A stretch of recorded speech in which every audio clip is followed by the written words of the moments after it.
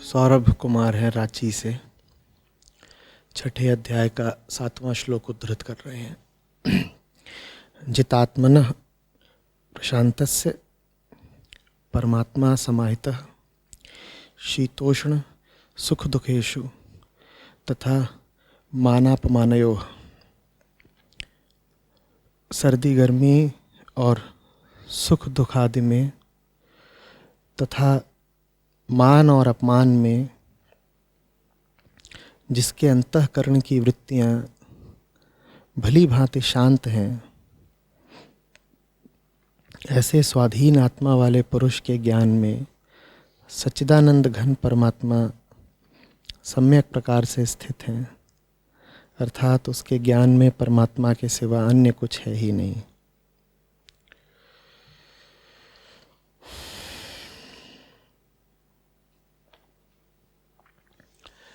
कहते हैं आचार्य जी, साफ लिखा है कि सुख दुख मान अपमान में जिसके अंतःकरण की वृत्तियां शांत हैं, पर ऐसा तो पूरी तरह हो नहीं पाता। मन तो हमेशा दूसरों से मान की अपेक्षा रखता ही है। खुद को समझा तो लेता हूँ कि ये मान इत्यादि इतने ज़रूरी नहीं हैं, पर मान पाने की और अपमान से बचने की चाह बार बार वापस आ ही जाती है। क्या बोध से ही वृत्तियां कम होंगी या पूरी तरह मिट जाएंगी? कृपया मार्गदर्शन करें।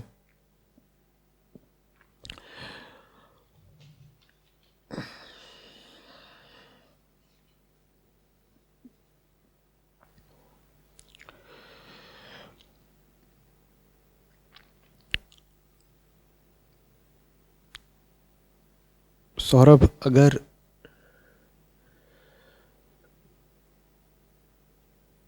सब कुछ ठीक होता ही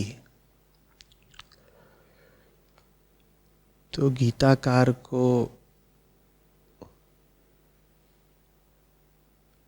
उपदेश देने की आवश्यकता क्या पड़ती?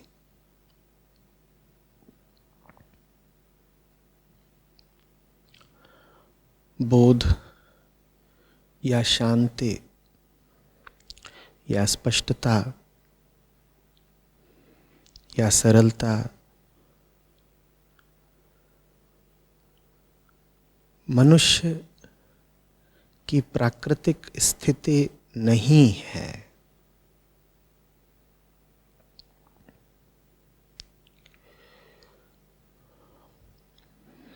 दो जगह से आए हैं हम।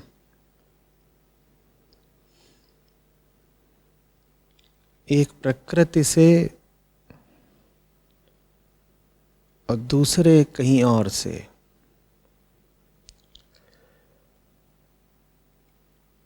प्रकृति से किस प्रकार आए हैं हम, ये जानना हो तो डार्विन और अन्य विकासवादियों को पढ़ लो।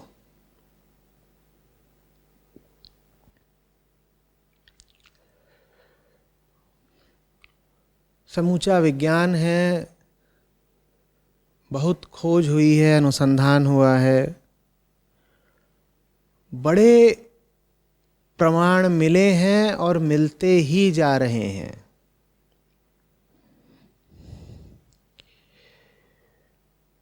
मनुष्य ने प्रकृति में बड़ी लंबी यात्रा करी है और वो यात्रा आज भी चल रही है।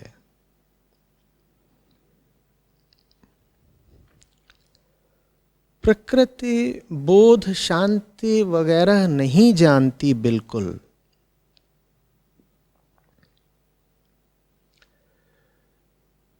वहां तो प्रोटीन्स और अमीनो एसिड्स से खेल शुरू हुआ था।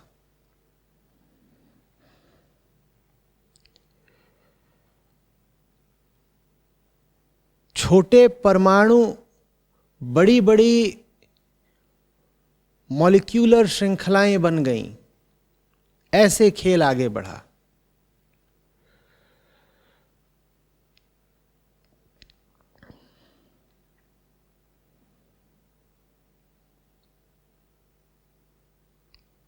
अणुओं को, परमाणुओं को क्या करना है, बोध से कि मुक्ति से कि शांति से, मोक्ष से?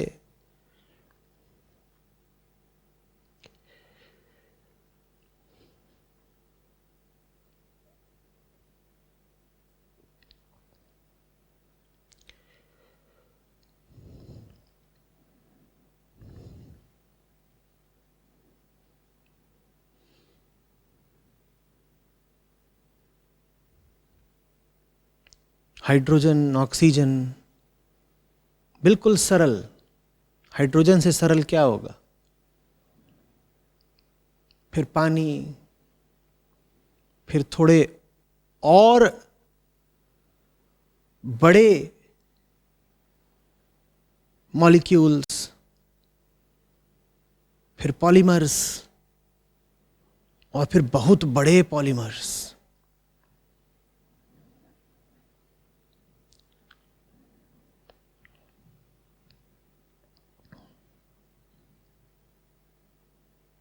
लेकिन कोई पॉलीमर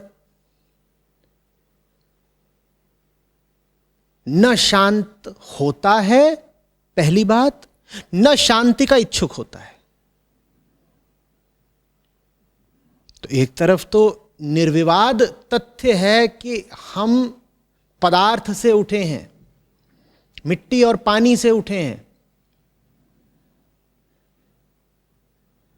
दूसरी ओर ये बात भी सीधे साधे अनुभव की है कि हमने कभी पानी को तो शांति शांति चिल्लाते देखा नहीं। पृथ्वी पर जीवन पानी से उठा, समुद्रों से उठा, ठीक,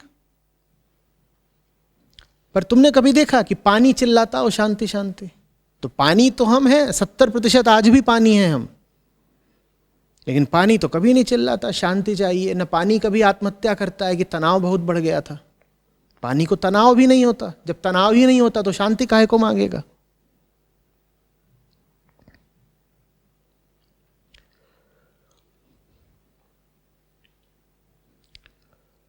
तो इसीलिए जिन्हें जरा भी समझ थी, उन्होंने तुरंत देख लिया कि सिर्फ मिट्टी पानी नहीं है हम, माने सिर्फ भौतिक नहीं है हम,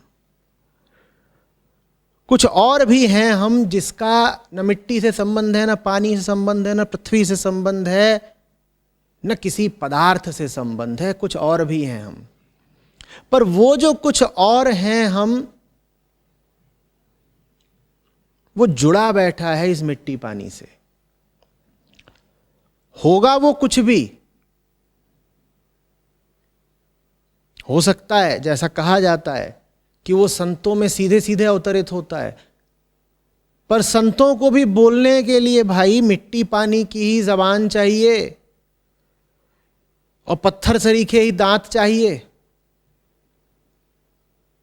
और भौतिक एक मस्तिष्क चाहिए, नहीं तो कोई संत बोल नहीं पाएगा। तो ये हमारी हालत है, समझना। मिट्टी पानी है हम, जो अपने आप में कभी बोध शांति वगैरह मांगता नहीं, लेकिन सिर्फ मिट्टी पानी नहीं है, कुछ और भी हैं हम। जो हम कुछ और हैं वो जुड़ किसके साथ गया है? इस मिट्टी पानी के साथ। तो अगर वो ऊंची से ऊंची बात भी बोलता है तो बोलता मिट्टी पानी के ही माध्यम से है। मिट्टी पानी हटा दो नहीं बोल पाएगा। कृष्ण शारीरिक रूप से अवतरित ना हो तो अर्जुन को ज्ञान न दे पाए।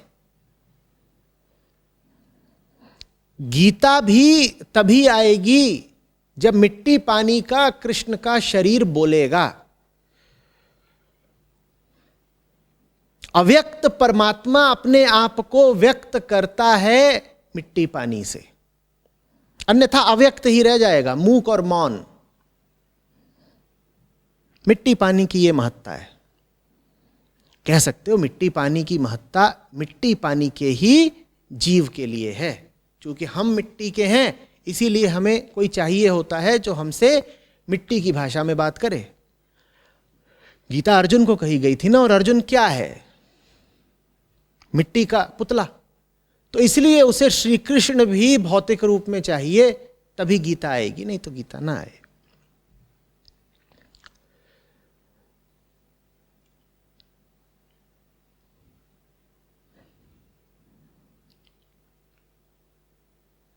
प्राकृतिक अवस्था हमारी है शांति से कोई संबंध न रखने की।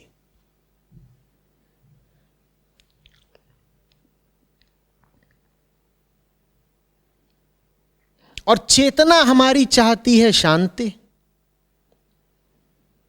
आदमी की हालत पर गौर करिए थोड़ा। हमारी जो प्राकृतिक हालत है वो कहती है शांति चीज क्या है भाई, मुझे चाहिए नहीं। मुझे क्या चाहिए? मुझे दाल बताओ, चावल बताओ, रोटी बताओ, पानी बताओ।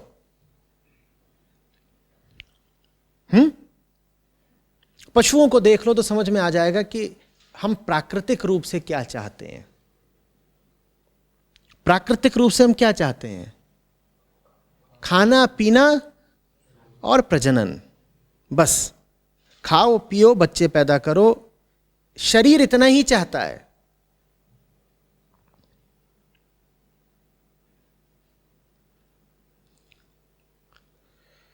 लेकिन चेतना शरीर में फंसी हुई है। संतों ने कहा जैसे पिंजड़े में चिड़िया, प्रकृति का पिंजड़ा, उसमें चेतना की चिड़िया फंस गई है।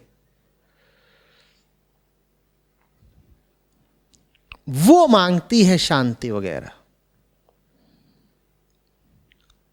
इसलिए श्री कृष्ण को समझाना पड़ता है कि देखो तुम प्रकृति नहीं हो।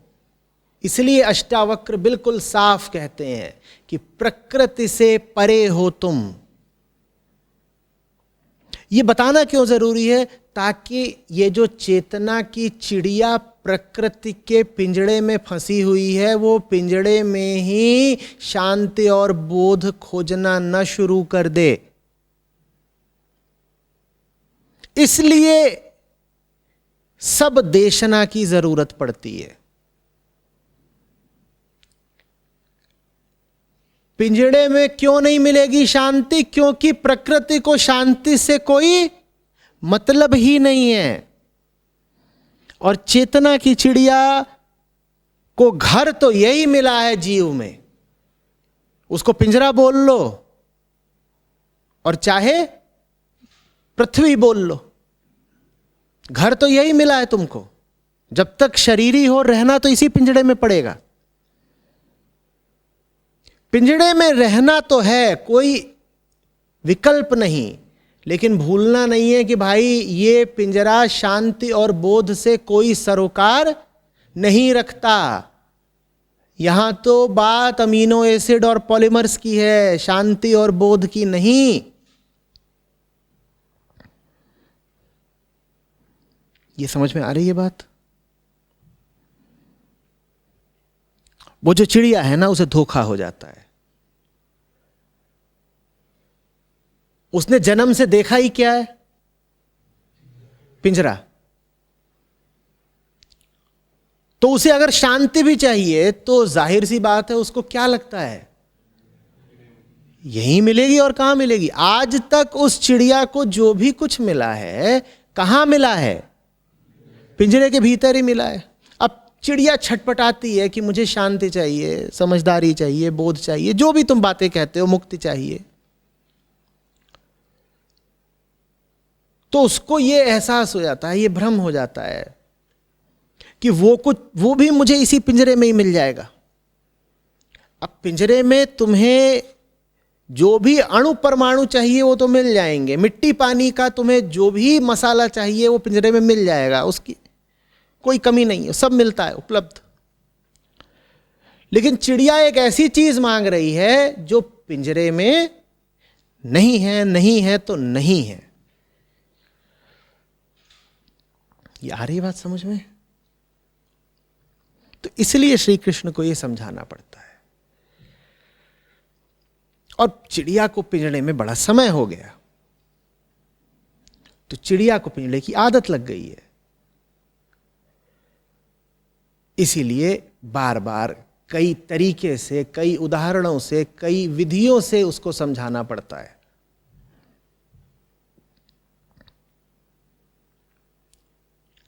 इतना समझाना पड़ता है कि तुम समझ जाओ कि मामला टेढ़ा होगा, नहीं तो इतना समझाना क्यों पड़ता। अगर कोई किसी बात को तुम्हें बहुत बार समझाए, बहुत तरीकों से समझाए, बहुत जोर देकर समझाए, तो इससे बात समझ में आए ना आए, इतना तो समझ में आता ही है कि बात टेढ़ी है।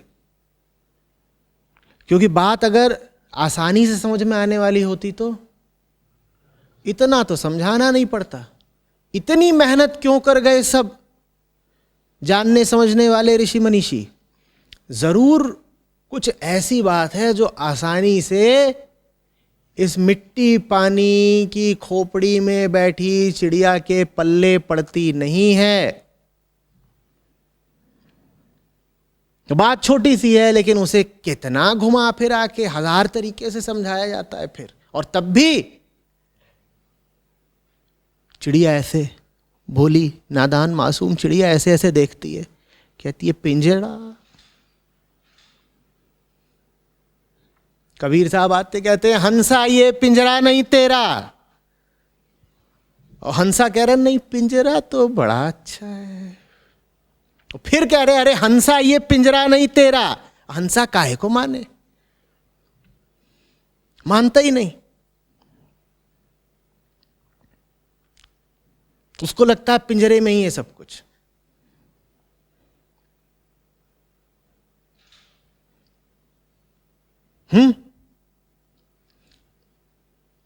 कुछ आ रही बात समझ में? अभ्यास लगेगा। कबीरों की बड़ी लंबी श्रृंखलाएं लगेंगी। जब तक पिंजरे रहेंगे तब तक कबीरों की भी जरूरत रहेगी।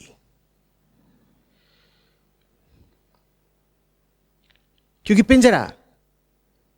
पिंजरे का हर प्रतीक, पिंजरे का हर उदाहरण चिड़िया को यही भरोसा दे जाता है कि पिंजरे के भीतर ही वो मिल जाएगा जो वो चाह रही है। जब पिंजरा बार बार है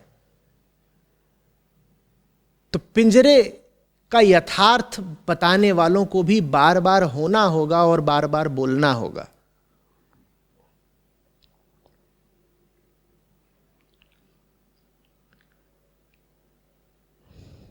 नहीं तो दुख रहेगा, कष्ट रहेगा, अज्ञान रहेगा।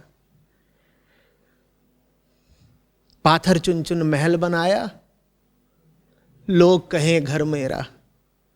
हंसा ये पिंजरा नहीं तेरा। समझ में आ रही है बात? इसका मतलब ये नहीं है कि हंसा इस पिंजरे से निकल जा, किसी और पिंजरे में घुस जा। लोग घबरा जाते हैं, वो कहते हैं अच्छा अच्छा इसका मतलब गलत पिंजरे में, किसी और पिंजरे में जाना। नहीं भाई, वो तुम्हें समझा रहे हैं कि तुम जहां भी जाओगे पिंजरे में ही रहोगे, क्योंकि वो पिंजरा तुम्हारे साथ है, तुम उस पिंजरे के भीतर हो। ऐसे समझ लो जैसे एक पिंजरा हो जिसमें इतनी गुंजाइश हो कि तुम्हारी टांगें भर जमीन तक आती हो, तो तुम पिंजरा पहने हुए चल सकते हो। कल्पना कर पा रहे हो ऐसे पिंजरे की? पिंजरा तुम्हारे चारों ओर है, लेकिन तुम्हारी टांगें जो हैं वो जमीन पे छू सकती हैं और चल सकती हैं। तो तुम जहां भी जाओगे क्या करोगे? पिंजरे को साथ लेके जाओगे। तो बात यहां पर ये नहीं है कि यहां से उठ के वहां चले गए, घर से उठ करके मंदिर चले गए, या एक घर को छोड़ के दूसरे घर में आ गए, या एक नौकरी छोड़ के दूसरी नौकरी, या एक कपड़े छोड़ के दूसरे कपड़े पहन लिए तो पिंजरे से बाहर हो जाओगे। हम ही अपना पिंजरा हैं। बात को और साफ करके कहा जाए तो चिड़िया का जन्म पिंजरे में नहीं हुआ है, पिंजरे का ही जन्म होता है चिड़िया के साथ। चिड़िया और पिंजरा एक साथ जन्म लेते। चिड़िया पिंजरे में नहीं जन्म लेती, चिड़िया और पिंजरा एक हैं और दोनों एक साथ जन्म लेते हैं। बात आ रही समझ में? इसका मतलब है कि चिड़िया ये उम्मीद कभी ना करे कि वो पिंजरा छोड़ के उड़ सकती है। ये तो गड़बड़ हो गई। अभी तो हम कह रहे थे अरे कि हंसा ये पिंजड़ा नहीं तेरा, अब हम कह रहे हैं चिड़िया पिंजड़ा छोड़ के उड़ नहीं सकती, क्योंकि चिड़िया जहां जाएगी पिंजड़े को साथ लेकर जाएगी, चिड़िया ही पिंजड़ा है। तो कोई बाहर बाहर का परिवर्तन करने से बात नहीं बनेगी, एक कमरा छोड़ के दूसरे कमरे में आने से बात नहीं बनेगी, एक घर छोड़ के दूसरे घर, इनसे बात नहीं बनेगी। भीतरी परिवर्तन करना पड़ेगा, और वो आंतरिक परिवर्तन करने के लिए सबसे पहले देखना पड़ेगा कि अपनी हालत जो है ना कुछ ठीक है नहीं। अपनी शक्ल को आईने में गौर से देखना पड़ेगा और कहना पड़ेगा, मानना पड़ेगा कि समझदारी कुछ दिखाई पड़ती नहीं है इन आंखों में। अपने दिन प्रतिदिन के क्लेश को और उतार चढ़ाव को और भावनात्मक लहरबाजियों को देखना पड़ेगा और कहना पड़ेगा ये सब इस बात के तो लक्षण नहीं है कि जिंदगी बहुत अच्छी जा रही है।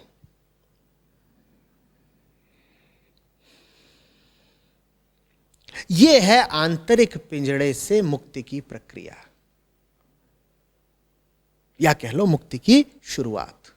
देखो तो कि हालत क्या है तुम्हारी उस पिंजरे के साथ, पहचानो तो कि पिंजरे में हो, खुश हो जैसे हो वाकई, अगर संतुष्टि है पूरी तो छोड़ो ये चिड़िया पिंजड़ा ये सब क्या करना है, बेकार की बातें। पर अगर दिखाई देता है, मानते हो कि बड़ी अतृप्ति का जीवन जी रहे हो, बड़े डरे डरे रहते हो, छोटी छोटी बात में शंका पैदा हो जाती है, कांप जाते हो, तो फिर अपनी ही खातिर, अपनी बेहतरी के लिए समाधान करो, अपने ही स्वार्थ के लिए कुछ बातें समझो।